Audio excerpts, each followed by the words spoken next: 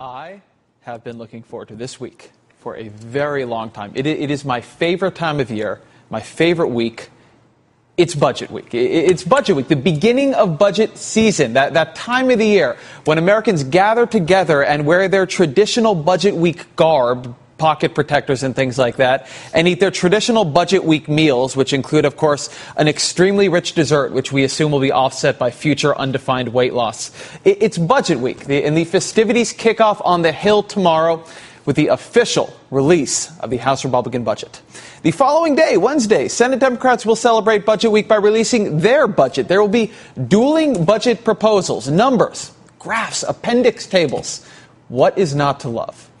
But the reason why I've been looking forward to this budget week in particular, this Republican budget in particular, is this. We're committed to doing a budget and a 10-year plan to solve our budget crisis and to balance our budget. And frankly, I think it's time for the Senate and the White House to produce a budget that will balance over the next 10 years. A balanced budget in just a decade. And of course, the guy in charge of crafting the House Republicans' budget is former vice presidential candidate, Wisconsin Congressman Paul Ryan. Congressman Ryan is also the chairman of the House Budget Committee. And the reason why it was so exciting to learn the Republicans plan to balance the budget in 10 years is because this is way faster than Paul Ryan's original deadline for balancing the budget.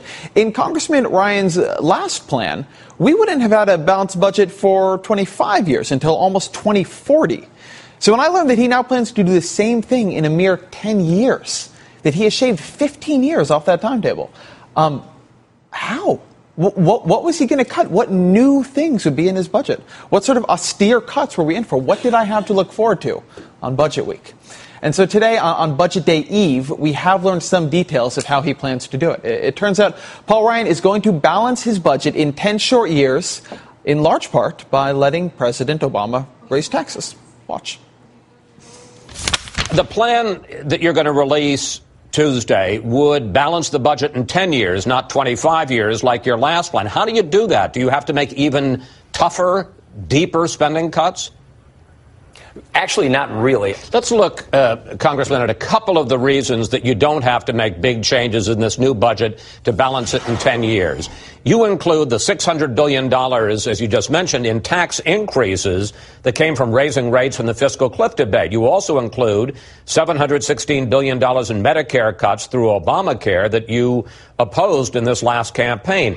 Question, is it fair to say that at least those parts of the president's policies make it easier to balance the budget? It is fair to say that. It is indeed fair to say that. Paul Ryan on Fox News Sunday with Chris Wallace. He went on to say that his budget assumes the repeal of Obamacare. And that statement from him, that he is going to repeal Obamacare in his budget, that got a lot of headlines today. And it caused Fox News anchor Chris Wallace to do a bit of a double take in the interview. Are you saying that as part of your budget you assume the repeal of Obamacare? Yes. Well, that's not going to happen. Well, we believe it should. That's the point. This is what budgeting is all about, Chris. It's about making tough choices to fix our country's problems. Paul Ryan, though, he is not actually repealing all of Obamacare. He's repealing the part that gives people health insurance. But he's keeping, as he has in his other budgets, the tax increases in Obamacare and the Medicare cuts, those same Medicare cuts that he and Mitt Romney ran against in the election. So that is a repeal of Obamacare. He repeals the care part and keeps the costing you more money part. And when you put all that together and you add in some technical stuff about how Congress's budget scorekeepers have made the underlying estimates a bit more optimistic. So when you put all that together, Mr. Ryan will not have to do much at all to balance his budget in 10 years. All he's got to do is make peace with a bunch of Obama's tax increases and Medicare cuts that at a number of times he and his party have bitterly opposed. That is the irony of Ryan's budget this year. The reason he can get it anywhere near balance anytime soon is because Democrats have passed a bunch of policies, including tax increases and immediate Medicare cuts, that Ryan's party has sworn to oppose. It is an interesting take on bipartisanship. I will denounce your policies in public, but then I will use them in my plans. But in budget season, the happiest and most surprising time of the year, anything can happen. Joining us now is Peter Orszag, Vice Chairman of Global Banking at Citigroup, Senior Fellow on the Council on Foreign Relations, and former Director of the Office of Management and Budget for the Obama administration. Peter, it's good to have you here. Your family must be very excited about Budget Week. Well, and you have your mom here for this great event. Indeed, so everyone's celebrating. I want to talk to you about the goal here, balancing the budget. This has become a big thing for Chairman Ryan. What is the argument for getting the budget balanced in 10 years? I think intuitively people think, of course, we should have a balanced budget. But a lot of economists think that actually hitting that target is not that important. No, I don't think hitting that target's important, and actually trying to hit it that soon is probably a mistake. But what we want is over time to get our fiscal house in order, by which I mean that debt is no longer exploding as a share of the economy. That doesn't actually require balancing the budget, and it doesn't require it over a 10-year window. And what happens, you're saying that it can, if you balance the budget or if you cut the deficit too quickly, it can actually be counterproductive. So what do you mean by that? What do you expect to be the consequences of the budget here?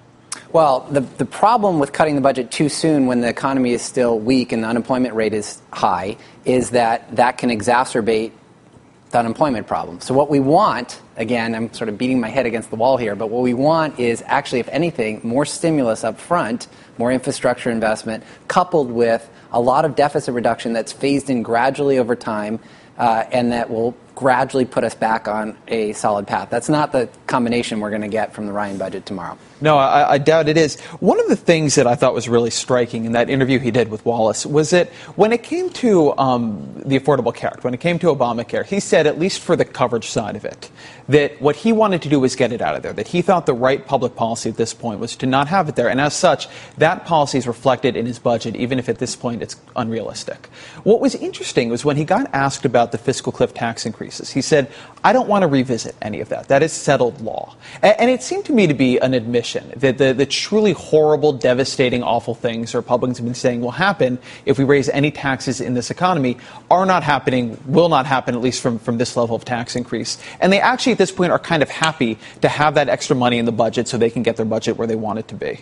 Well, I think that's right, although you have to remember, I mean, the Ryan budget's going to have a series of magic asterisks in them, a massive assumption about what happens to Medicaid spending, a big assumption about Medicare, none of which is going to happen. And so what they're doing by accepting the revenue is just dialing back ever so slightly the size of the magic asterisk. Well, and then the other thing they're going to have, because he has a Wall Street Journal op-ed out tonight where he talks a bit about it, is they want to have tax reform that brings the tax code down to two rates and two rates only, 10% and 25%. And he's not going to say in this budget how. He says there will be forthcoming legislation from House Republicans showing how. But that seems to me to be a very difficult thing to do in an even mildly progressive way.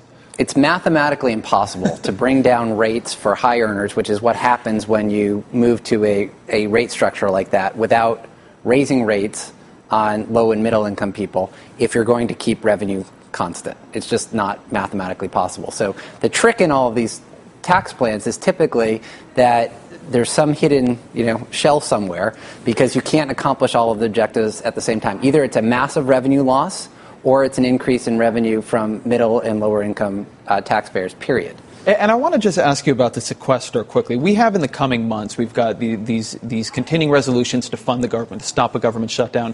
And then after that, we have another debt ceiling question coming up in the summer sometime.